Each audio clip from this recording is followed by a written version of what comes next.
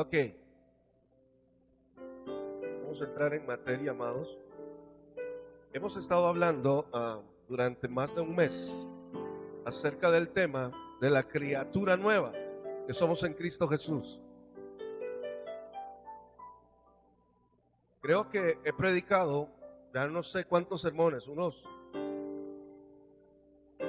y este jueves sí hay culto, gracias.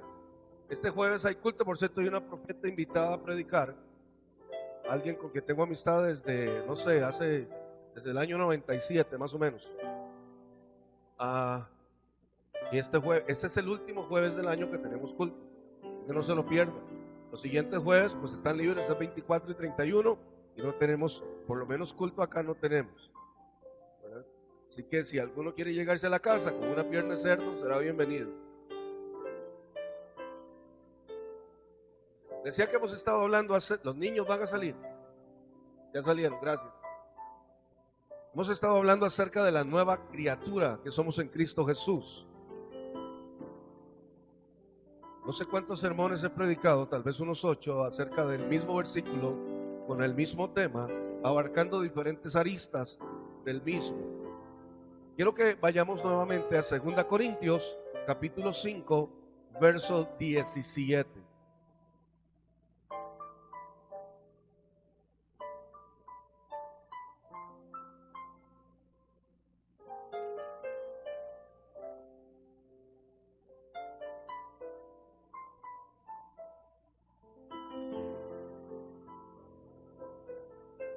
El apóstol Pablo dice en su segunda carta a la iglesia de Corinto: de modo que si alguno está en Cristo, nueva criatura es, las cosas viejas pasaron, he aquí, todas son hechas nuevas. Cuando el pueblo de Israel sale de Egipto, el pueblo de Israel está acostumbrado a ser esclavo. Ellos han pasado 400 años batiendo barro y paja para construir, o más bien para hacer ladrillos, para hacer obras de construcción para el pueblo egipcio. Son 400 años de esclavitud. Leía hace mucho tiempo en un folleto que llegó a mis manos, y no recuerdo cómo llegó, acerca de un hombre que había criado desde que era un polluelo a un águila. Y a esa águila él le había puesto una cadena a una de sus patas y la había amarrado a una estaca. Y el águila, el rango de acción que tenía era lo que la cadena le permitía. Así que todo el tiempo estaba dándole vueltas a la estaca, porque la cadena no le permitía moverse más allá.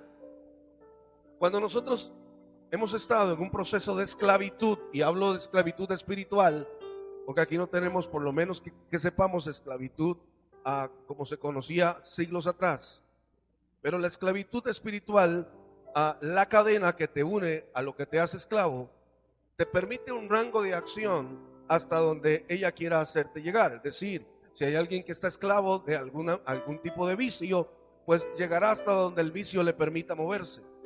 Si es algún tipo de adicción a drogas, llegará hasta donde la droga permita moverse. Y hay un montón de cosas que esclavizan al hombre, que esclavizan a la mujer, y no le permiten moverse más allá de el radio de acción que esa forma de ser le permite moverse.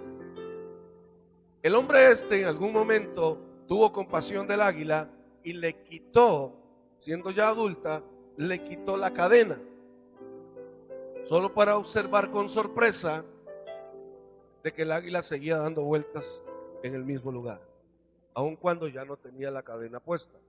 ¿Por qué? Porque eso es lo que conocía, es lo que había aprendido. El pueblo de Israel, lo único que conoció por 400 años fue abatir barro con sus pies, barro y paja, para hacer ladrillos.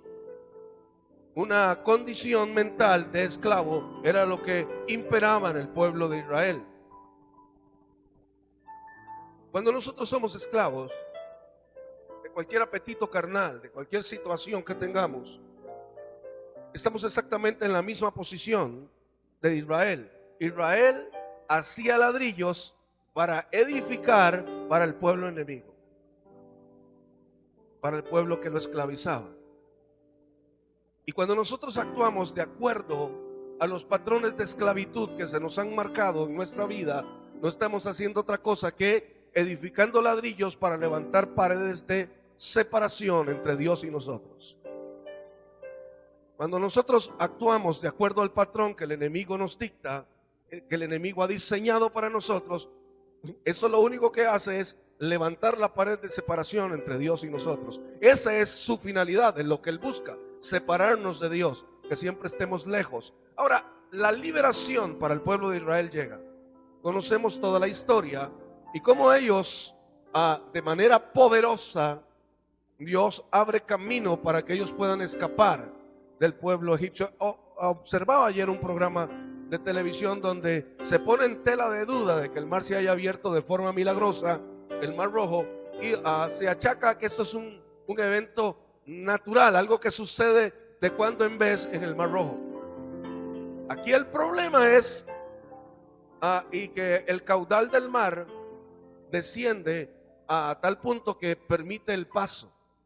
Es un fenómeno natural que se da en esa parte de la geografía terrestre.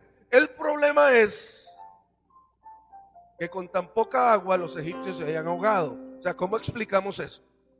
Si no fue una intervención divina, ¿cómo explicamos que el pueblo egipcio se haya ahogado en tan poquita agua? Yo les he contado la historia del chico que en la escuela dominical los maestros le enseñaron acerca de este milagro y cómo él llega contento a contarle a su padre del milagro que Dios hizo para salvar a Israel de la persecución de Faraón y su ejército. El padre le dice al niño: no creas todas esas fábulas, eso son solo historias judías, eso nunca sucedió de esa forma. En realidad el Mar Rojo en cierta época disminuye su caudal por falta de lluvia, disminuye su caudal y es demasiada poca agua y lo más que llega es al tobillo. Por eso ellos pudieron pasar. A lo que el niño se quedó mirándolo y le dijo: papá, si tú tienes razón, entonces el milagro es mucho más grande. ¿Por qué? Porque con el agua a los tobillos los judíos, o más bien los egipcios, se ahogaron. Porque la Biblia habla de que Dios permitió que se ahogaran para liberar a su pueblo. Dios está dispuesto a hacer cualquier cosa para liberar a su pueblo de mano de su enemigo. Ahora, el problema de ellos no es de esclavitud. Tienen otro problema. Tienen otro problema. Su problema es que no saben ser libres. Tienen un patrón mental de esclavitud y todavía, aunque sus cuerpos están al otro lado del Mar Rojo, sus mentes continúan batiendo barro para hacer ladrillo. Ellos no saben ser libres. Y cuando uno no sabe ser libre, puede caer en libertinaje que no tiene nada que ver con libertad. Ser libre no es poder hacer lo que me da la gana, es poder hacer lo que me conviene hacer en el momento en que decido hacerlo. Y ellos tienen un patrón mental de esclavitud, aun cuando ya están al otro lado del mar y están celebrando su libertad, su mente continúa batiendo barro. Y al creyente le sucede de la misma forma. Si usted no ha aprendido a ser libre de todos sus apetitos anteriores, ellos siguen tocando a su puerta y quieren volver el patrón repetitivo de nuestras vidas.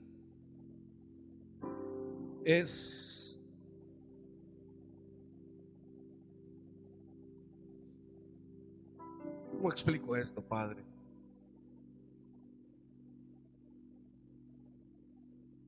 Voy a tratar de explicarlo así. En los CEFOES, en los centros familiares de oración y evangelismo, por lo menos en los que yo visito, hemos tenido la grata experiencia de que personas nos piden oración, ¿no es cierto? Es más, en el de la Silvia, pues hay un chat de todos sus miembros y siempre, todos los martes, Tito, quien es el que lo dirige, él envía un mensaje con todas las peticiones de oración que han entrado esa semana, con la finalidad de que todos oremos durante la semana por esas peticiones. Hemos recibido peticiones muy distintas unas de la otra, como por ejemplo se ha pedido. Gracias, Cris. Ven, tranquilo. Es que Cristian ha estado pendiente de mi problema en la garganta, de que estoy tosiendo. Entonces se ha preocupado y él me trajo un té y quiero agradecerse. Entonces esta semana se ha preocupado. La semana pasada ese té que me trajo fue ese, como estate quieto, un té tranquilo. Así como me bajó las revoluciones.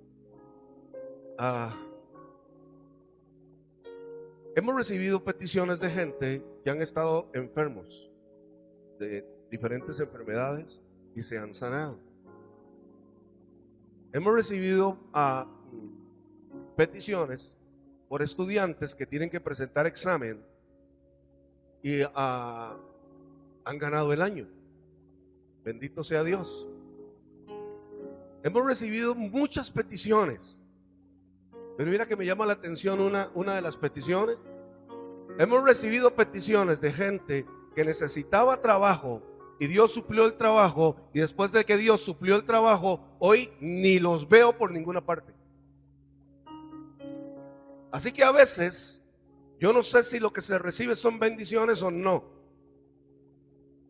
porque oramos fervientemente porque tenían un problema serio, necesitaban trabajo, y oramos para que Dios les diera el trabajo.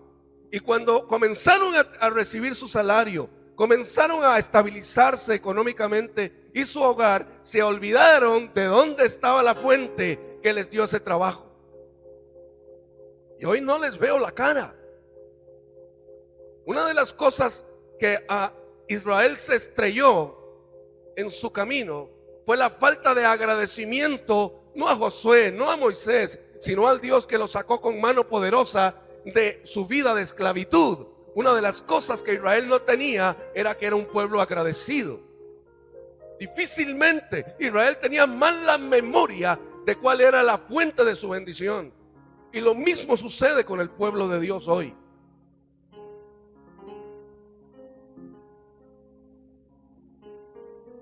Quiero que vaya conmigo al Salmo 78, por favor.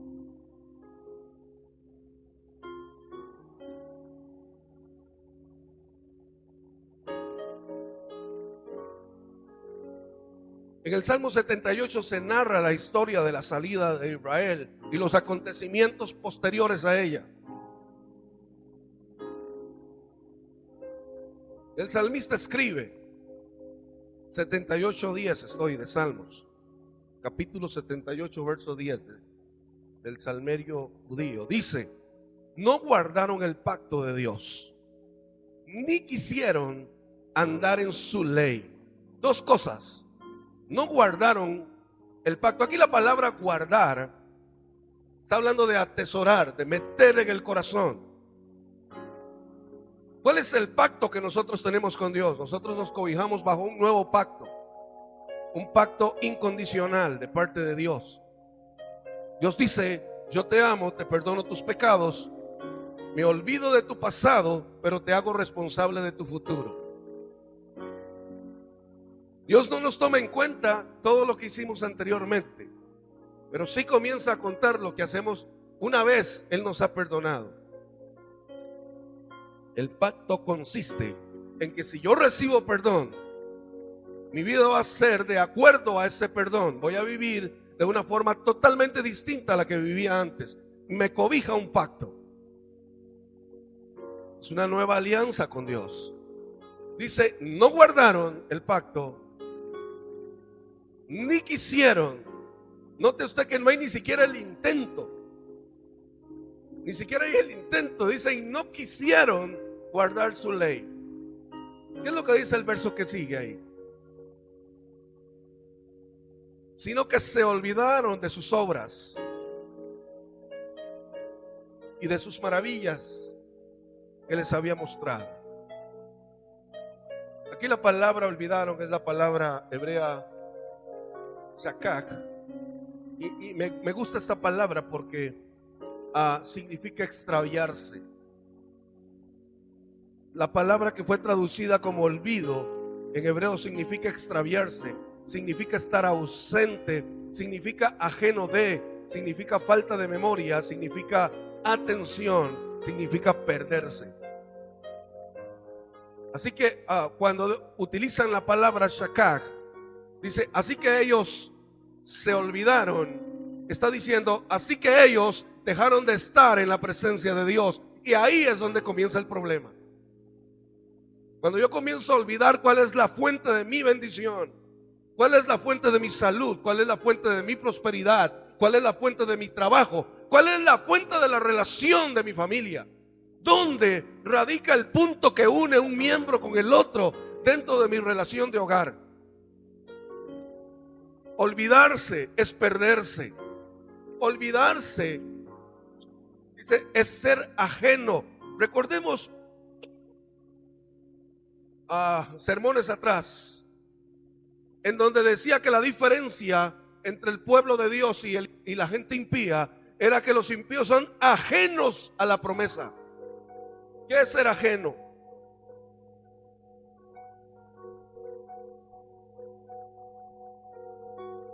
Dice que olvidarse es ponerme en la misma posición en que se pone una persona que no conoce a Dios, que es ajeno a la promesa.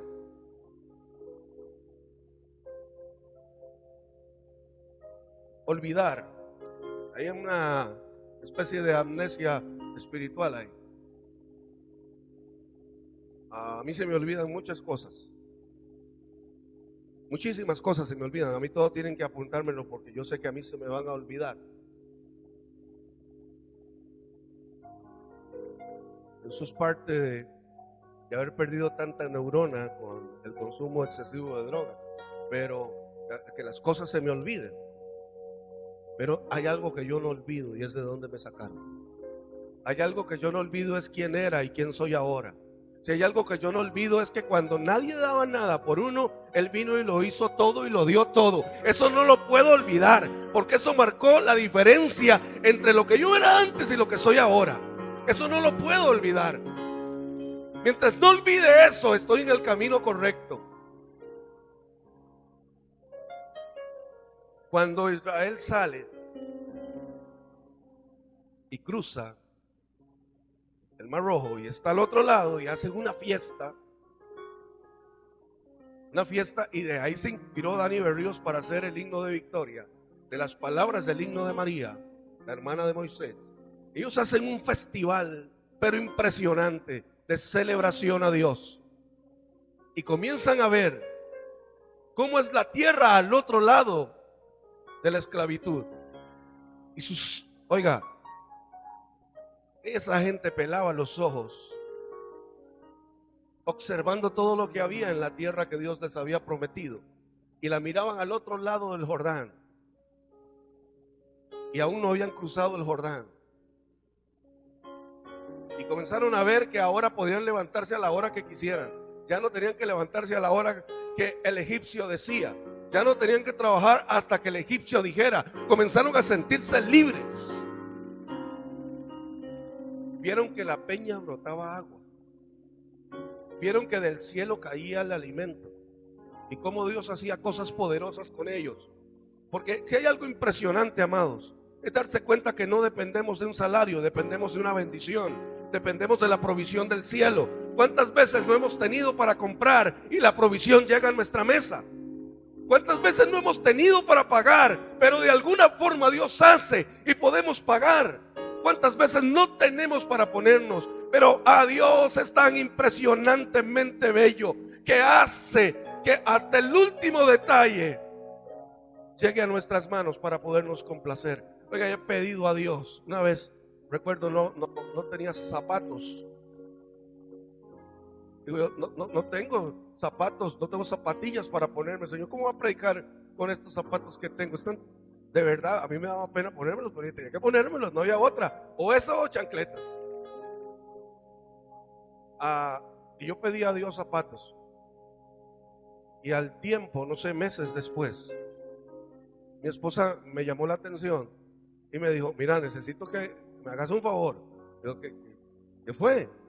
Y me dice, acomodate los zapatos, por favor, porque tenés un desorden increíble ahí. Echarlos en tu caja, hacer algo. Y me voy yo a acomodar mis zapatos. Y comencé a meter par por par.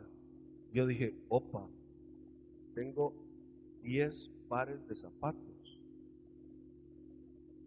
Y recordé que meses atrás había estado orando para que Dios me supliera zapatos. De repente las bendiciones llegan a nuestra vida y las tomamos de forma tan natural, como si Dios estuviera obligado a darnos bendiciones, y las pasamos por alto. Las pasamos por alto. Sabe, yo, si hay algo que disfruto, es dar gracias a Dios cuando voy a comer. Cada vez que voy a comer y yo digo Señor, y eso es repetido, así que disfruto mucho.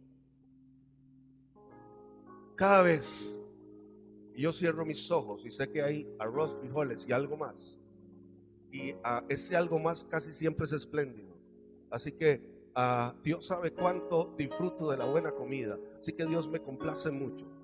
Y cuando yo estoy dando gracias de mi corazón, he procurado que esa oración sea honesta, sincera delante de Dios, y de verdad salida de un corazón que sabe que si no fuera por Él, eso no estuviera en la mesa. No puedo olvidar eso. No puedo olvidarlo. Yo he visto a Dios hacer maravillas en nuestras vidas. Mi esposa y yo hemos sido testigos de cómo Dios de la nada hace cosas impresionantes. De no tener, cada vez que nosotros hemos pasado por momentos difíciles, por situaciones de escasez, hemos aprendido a ver eso no como una dificultad, sino como una oportunidad para ver a Dios hacer algo a nuestro favor. Y esto no es un discurso aprendido, esto es una historia de vida. Yo le puedo contar testimonio tras testimonio de cómo Dios ha hecho cosas impresionantes para sacarnos adelante. Nunca puedo decir yo, hoy me acosté con hambre, a no ser que mi esposa estuviera en huelga y no quisiera cocinar, pero por provisión no. El problema con los cristianos es igual al problema de Israel. Ahora, estamos felices de que Cristo nos salvó, estamos contentos y comenzamos a ver prosperidad en nuestra casa, porque el dinero que gastábamos en licor ahora se queda en la casa. El dinero que se gastaba en muchas porquerías ahora lo utilizamos en la casa y comienza a verse. Y opa, antes tenía un televisorcito blanco y negro y ahora tiene una pantalla de 52 pulgadas. Y comienza a verse. Antes andaba en bicicleta y ahora tiene un carrito. Oh, bendito Dios. Israel comenzó a ver a su lado. Comenzó a ver cosas nuevas y se le olvidó de dónde venían esas cosas nuevas. ¿Cuál era la fuente de su bendición? Yo he orado por gente a la que me dice: pastor, mire, yo necesito que ore, estamos a punto de comprar un carro, ese carro va a servir para venir a la iglesia. Van a todos lados, menos a la iglesia cuando lo tienen. Usted los ve en las redes sociales: estamos aquí, estamos allá, Río Celeste, Frontera Sur, pero en la iglesia usted no los ve. Se les olvida cuál es la fuente. 2 Corintios capítulo 5 verso 18, por favor, y solo voy a leer la parte A.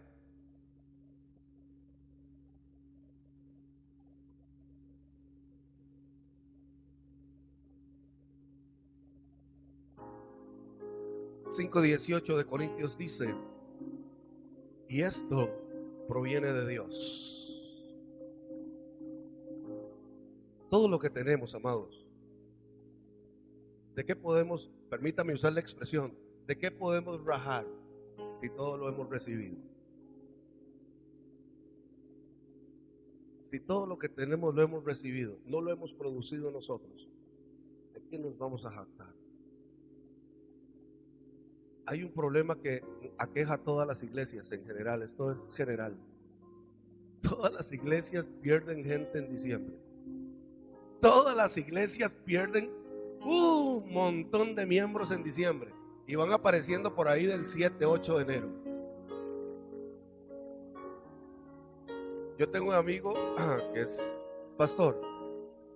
Cuando él era joven, él era parte de una iglesia en Zapote, San José. Dice: nosotros teníamos el problema que no tenía ninguna otra iglesia, porque en diciembre, dice, sí, igual los jóvenes iban al mundo, nada más que nosotros salíamos en televisión nacional, porque íbamos a la Plaza de Toros y ahí estábamos en televisión. El pastor nos veía en televisión, dice, corriendo el toro. Siempre me acuerdo de Willy cuando me contaba eso.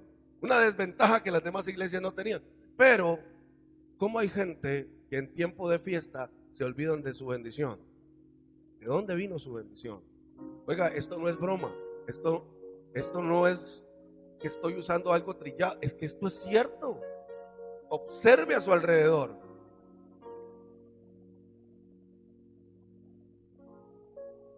Vamos a tratar de ir terminando. ¿Cómo evitar esto? Quiero que me acompañe al libro de la segunda ley. Busque el libro de la segunda ley, por favor. Vamos a ver cuántos han aprendido. Capítulo, claro. 4, sí. Libro de la segunda ley, capítulo 4, verso 9. El libro de las palabras. Aquí vamos a ver cuántos discípulos aprenden. El libro de las palabras. El libro que empieza diciendo, y estas son las palabras. El libro que registra los discursos desde el monte Moriah de Moisés.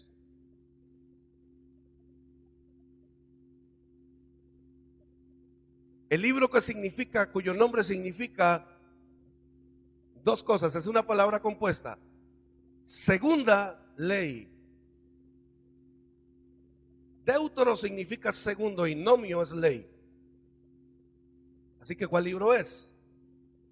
Deuteronomio capítulo 4 verso 9. Es impresionante lo que el Señor dice en este verso. Dice, por tanto, después de haber visto tanta maravilla, tanto milagro, tanta bendición en tu vida, guárdate y guarda tu alma con diligencia, para que no te olvides de las cosas que tus ojos han visto, ni se aparten de tu corazón todos los días de tu vida. Antes bien, las enseñarás a tus hijos y a los hijos de tus hijos. Yo no sé, pero yo disfruto leer este verso. Yo no sé usted. Aquí las palabras guárdate y la palabra guardar o la palabra guarda significa mantenerse como un centinela. Significa la actitud que tiene que tener el pastor con sus ovejas cuando está en el campo cuidándolas de noche. Y dice, así como el centinela está pendiente de que el enemigo no se le acerque, tienes que guardarte y guardar tu alma. Así como el pastor está pendiente de que el oso o el león no venga contra las ovejas, así es tu actitud. Debe ser tu actitud para guardarte y para guardar tu alma. Y cuando habla de alma, está hablando del término nefesh, que significa hombre interior, significa sentimientos y pensamiento. ¿Qué es lo que tengo que guardar?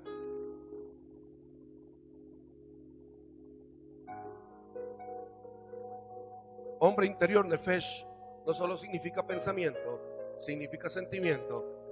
En su más pura interpretación sería mente y voluntad. Así que con actitud de centinela, así que con actitud de pastor que pelea y guarda por sus ovejas, cuida sus ovejas, esa misma actitud tienes que guardar lo que tú sientes y lo que tú piensas. Tu actitud, tu voluntad, de acuerdo a ese sentimiento, te vigía. Y cuando dice con diligencia, diligencia significa sin perder tiempo. Así que esto no lo puedo postergar, tiene que ser ayer. No puedo dejarlo para después. Esto es vital que yo lo entienda y lo haga. No solo que lo entienda, sino que lo haga.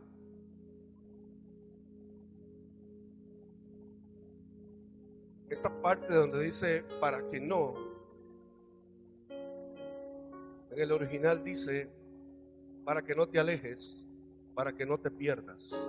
¿Qué significa olvido? ¿Qué era lo que significaba olvido? Perderse o alejarse o estar fuera de la presencia.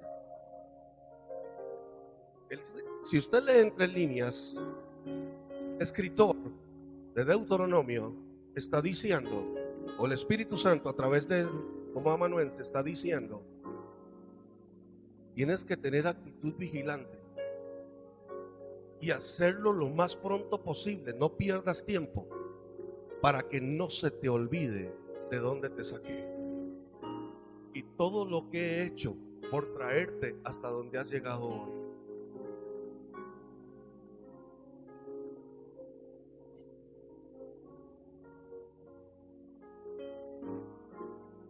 Me gustó mucho y me impresionó, realmente me impresionó la palabra aquí, la palabra las cosas.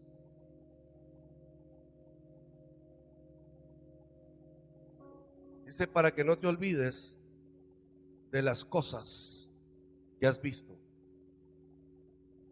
Esa palabra la usamos muy a la ligera, ¿verdad? Las cosas. A veces una, ay, cosita. No se trata de eso.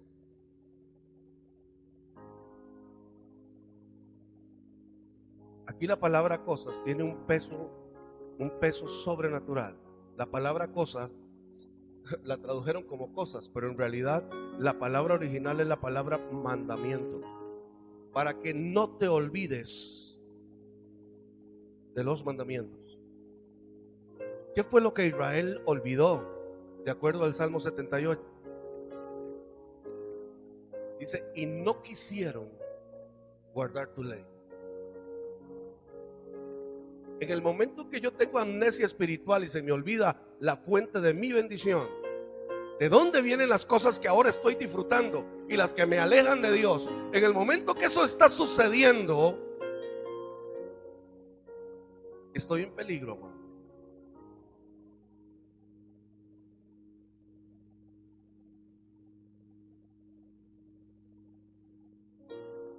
Usa la palabra mandamiento. Quiero que vaya conmigo al libro de Marcos, por favor, capítulo 12.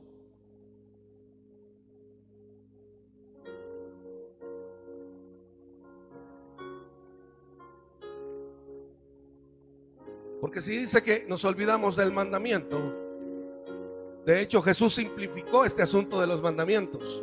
Para el pueblo de Israel habían 10 y para nosotros lo dejó en 2.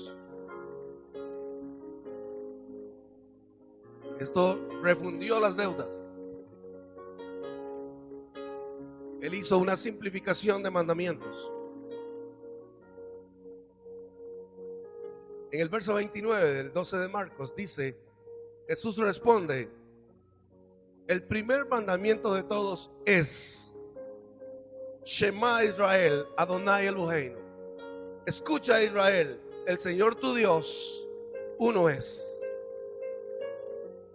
Ese es el primer mandamiento. Pero resulta que el primer mandamiento tiene 2 aristas, 2 cosas, 2 formas de interpretarse. Este mandamiento tiene 2 partes, por decirlo de alguna forma. El primero es Shema, es la palabra escucha, pero habla más que oír. Esto es oír con el corazón, no con la mente. Cuando dice escucha, porque nosotros somos muy dados a hablar y no permitimos que Dios hable. Cuando llegamos a su presencia, nos desbordamos en palabrería que muchas veces no tiene sentido ninguno y solo estamos llenando tiempo.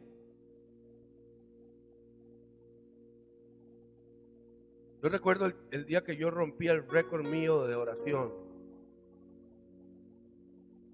Rompí el récord. No recuerdo ya si fueron 4 horas que duré orando, continuos.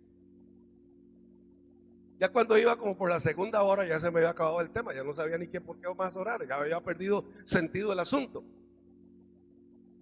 Y entonces comencé a orar por los chinos y todo el asunto, ya lo que se me viniera a la mente, lo que necesitaba era durar 4 horas en oración. En algún momento hasta por mis chancletas oré, recuerdo que me estaban molestando. Había momentos en que la mente divagaba y volvía y Lo que menos estaba en una actitud correcta de oración, pero logré alcanzar 4 horas de oración. Así que como alcancé 4 horas de oración y la carnal de mi esposa no podía orar ni media, entonces comencé a verla por encima del hombro. Porque quien no ora 4 horas es un carnal. Poco espiritual. Así que como yo había durado 4 horas orando, había almacenado suficiente oración en el salveque y me tiré un mes sin orar. Esto no se trata de eso. Dios me dio una lección a mí. Esto no se trata de eso, hermano. Yo no sé cómo es su tiempo. Yo no puedo decir que si usted no dura. La Biblia habla de un periodo mínimo de 1 hora de oración. Es lo que yo sé. Jesús dice, ¿no has podido velar conmigo ni siquiera 1 hora? Es el único momento en que yo veo que hay un tiempo establecido de oración. Pero yo no conozco su vida. No conozco sus horarios de trabajo. Lo que sí le digo es que no importa cuánto tiempo sea, la vida de oración tiene que estar presente. Si usted no tiene vida de oración, usted no está vivo. Tiene que orar. ¿Cuánto tiempo? Eso es entre Dios y usted. Eso es un asunto muy personal. Yo puedo decirle a usted, Isaías tiene que orar 2 horas al día para que usted pueda hacer lo que Dios quiere. Eso no funciona así. Habrá un patrón de relación entre Dios e Isaías. Ellos se entenderán. Esto es un asunto personal. El hecho que yo pueda tener tiempo para orar, y para eso Dios me dio el tiempo, para poder pasar tiempo en su presencia. Eso soy yo. Yo no puedo, que si yo duro 5 horas, yo no puedo pensar que usted va a durar 5 horas orando, y no las duro. No estoy rajando porque no las duro.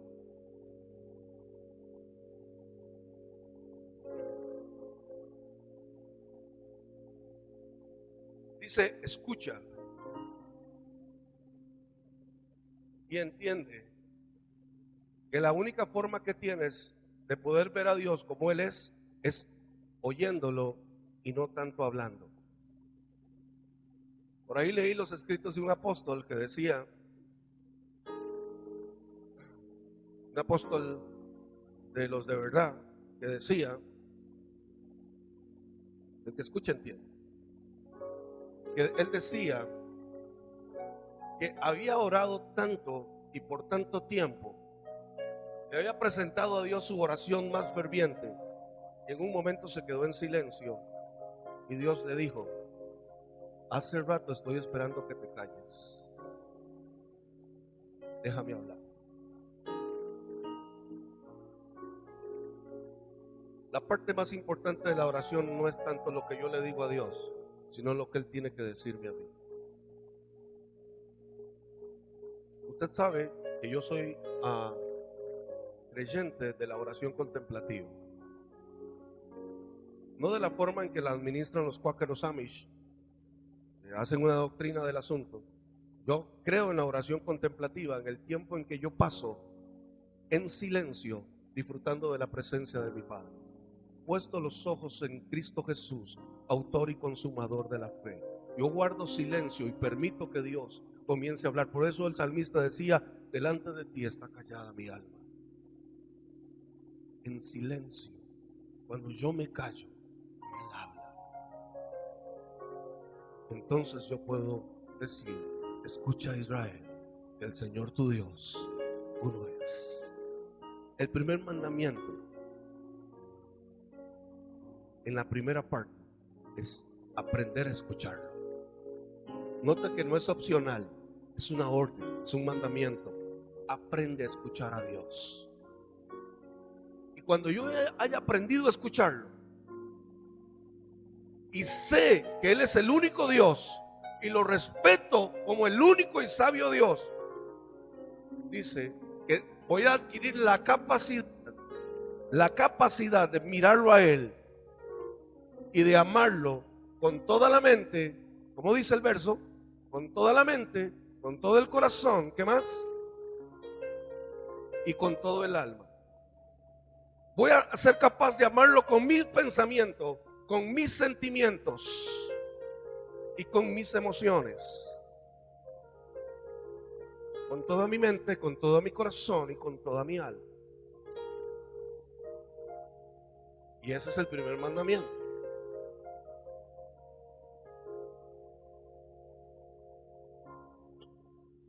quiero que usted vea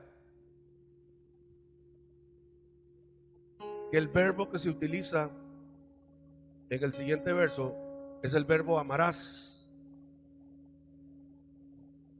¿Lo puede leer ahí? El verbo amarás. Nota que el verbo amor está conjugado, o más bien la palabra amor está conjugado en futuro. ¿Ah? Está en futuro. Amarás.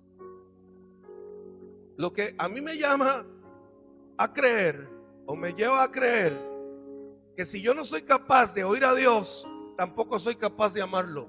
Una vez que he logrado oírlo, puedo adquirir la capacidad de amarlo. Lo segundo no pasa si lo primero no ha sucedido antes. Para amar a Dios tengo que aprender a oírlo. ¿Usted se acuerda cuando usted me enamoró a mí? Porque si no saben, les cuento la historia. ¿Usted se acuerda cuando? Oiga, el cuento me entró por el oído para llegarme al corazón. Para enamorarnos de alguien, primero lo escuchamos hablar. Si va más allá de una simple ilusión, primero lo escuchamos hablar. ¿Qué tiene que decirnos? Que va a conquistar el corazón. Y una vez que ha conquistado mi corazón, yo puedo amarlo con toda mi mente, con todo mi corazón y con toda mi alma. Pero necesito aprender a escucharlo. Y ese es el primer mandamiento. Y Jesús dice, y el segundo no es muy distinto. Dice, es semejante. Amarás a tu prójimo como a ti mismo. No hay otro mandamiento mayor que estos.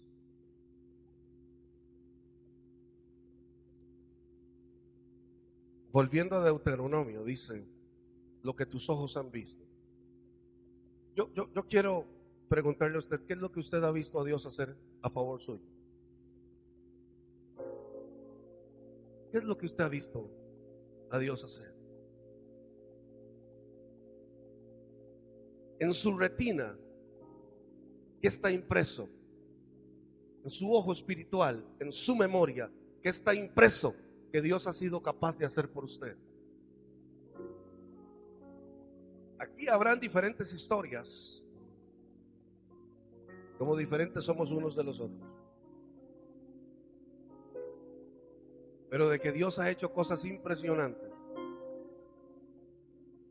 Yo he visto a Dios sanarme de asma. He visto a Dios suplirme ropa a tal punto, sin comprarla, a tal punto que mi esposa me diga, regale la mitad de lo que tiene, sin comprarla. Esas son solo cosas materiales. He visto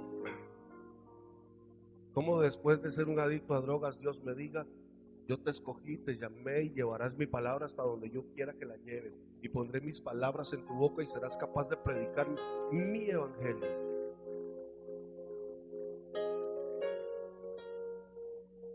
Yo podría testificar de usted. Yo vi llegar a Isabel desde los Estados Unidos sin trabajo.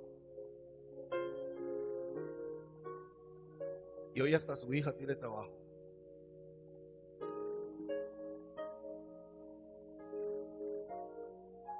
Yo vi el dictamen médico de Yajaira que decía que que tenía una tapita de la gallito tenía menos azúcar que ella. Y también vi el dictamen cuando el doctor dijo, ha llegado a los niveles normales. Tiene que cuidarse. Y Dios sabrá por qué. Y yo podría contar de muchos de ustedes historias, historia tras historia, de lo que Dios ha hecho. Vi a David meses en el hospital, en la unidad coronaria del Hospital México, y no entender por qué estaba ahí. Y Dios decirme, lo tengo como un misionero ahí. Yo no entendía. Y yo creo que él tampoco entendía nada. Y Dios lo llevó hasta allá. Y lo mantuvo ahí el tiempo que él dijo, el tiempo que yo diga, ahí se va a estar. Y lo tuvo de vacaciones. en el Hotel 5 Estrellas llamado Hospital México y después en la Clínica Bíblica.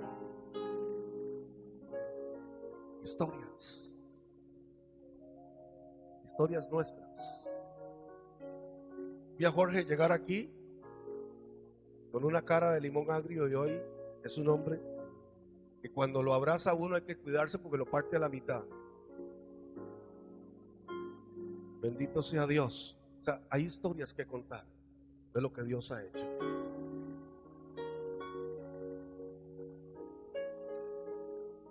La palabra dice, ni se aparte.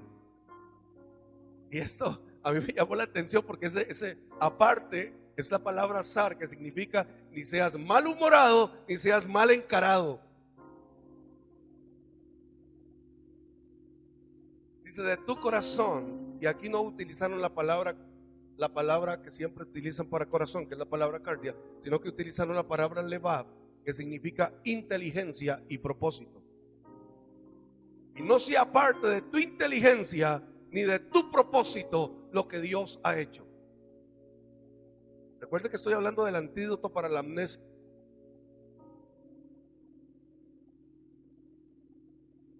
Y nos presenta como antídoto: las enseñarás a tus hijos y a los hijos de tus hijos. Cuando yo voy a enseñar algo, esto implica algunas cosas. Implica estudio y conocimiento. Yo no puedo enseñar lo que no sé. No puedo transmitir lo que no conozco. Pero tampoco tendría valor que enseñe y trate de transmitir lo que no vivo. Implica estudio, conocimiento y vivencia. Un respaldo de vida para lo que yo estoy hablando.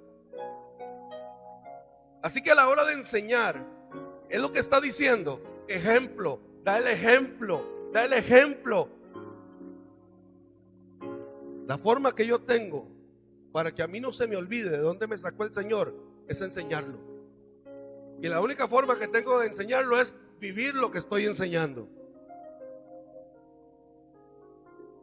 Y si creíste que con tus hijos llegaba todo, no, todavía hay una generación más que está dispuesta a escucharnos. Porque Dios es un Dios de generaciones, es el Dios de Isaac, de Abraham y de Jacob. Es un Dios de generaciones. Estaba leyendo ahora en las redes sociales acerca de algo que sucedió. No tuve chance de ver los detalles de algo que sucedió en una carrera, en una competencia ciclística de élite, donde solo atletas de alto nivel están corriendo. Dice el relato que el primer lugar entra a la meta, el segundo lugar también, y cuando el muchacho que viene en tercer lugar está a punto de llegar a la meta, su bicicleta se descompone. Así que él se baja de la bicicleta y se la echa a su hombro y comienza a correr con ella en el hombro con tal de no perder el tercer lugar. Y él va corriendo y de pronto aparece alguien que viene atrás de él, el que viene en cuarto lugar. Viene en bicicleta y viene bien, y viene con velocidad. Así que es lógico pensar que le va a ganar el tercer puesto. Pero cuando él lo alcanza, frena su bicicleta y entra y le permite a él entrar en tercer lugar, y él entra de cuarto. Entonces la televisión española corre a entrevistarlo y le pregunta: ¿por qué frenaste si pudiste entrar en tercer lugar? Porque en toda la carrera él demostró ser superior a mí, así que tenía que respetar eso.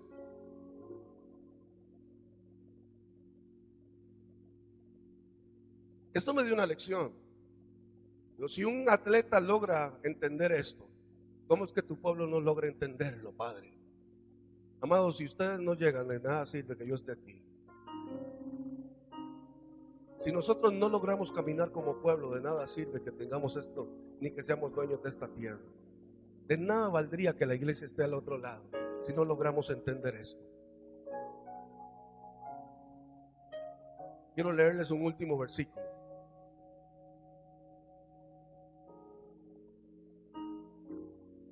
Y estoy en Deuteronomio, capítulo 31, verso 8.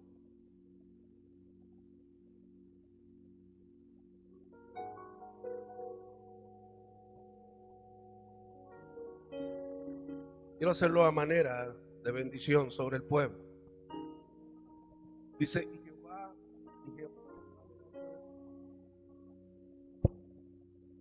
y Jehová va delante de ti, Él estará contigo, no te dejará ni te desamparará, no temas ni te intimides. Levante sus manos conmigo, por favor. Shema Israel, Adonai Elohim. Bendito el nombre de Jesús. Padre, permite que nosotros podamos tener una memoria intacta de dónde tú nos trajiste, de dónde nos sacaste, en dónde estamos y hacia dónde nos llevas. Padre, que no olvidemos que la fuente de nuestra vida eres tú. No permitas que las cosas que nos rodean, los placeres, la vanagloria de la vida, nos vaya a confundir y a engañar. Que entendamos, Dios, que ante todo tenemos que escucharte para amarte, obedecer tu ley y caminar en tus preceptos, Dios. Enséñanos a guardarnos y guardar nuestra alma para serte fieles. No importa la fecha que sea y la fiesta que el mundo tenga, nosotros fieles a ti, proclamando tu nombre, en el nombre de Jesús. Amén. Entregarle a David, pero solo estaba leyendo y compartiendo con David una frase que quiero compartírsela para dejársela como regalo esta semana, para que la medite. Charles Spurgeon, quien era el príncipe de los predicadores en 1800 algo, dijo esta frase: los cristianos adquieren muchas enfermedades espirituales cuando dejan de ganar almas. David.